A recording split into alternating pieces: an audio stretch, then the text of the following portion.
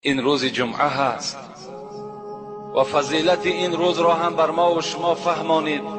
این روز همان روزی هست که پدر شما آدم خداوند پیدا کرد.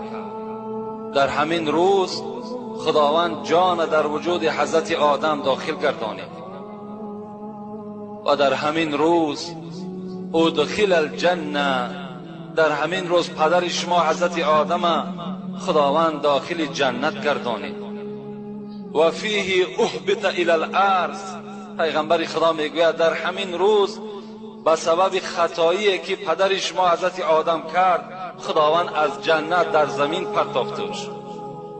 و فیه تقوم الساعه، همان قیامتی که خدا بر شما میگوید این ساعت آتیه لا ریب فیها، قیامت آمدنی هست، در آمدن قیامت شک و شبهه نیست، در همین روز برپا می شود.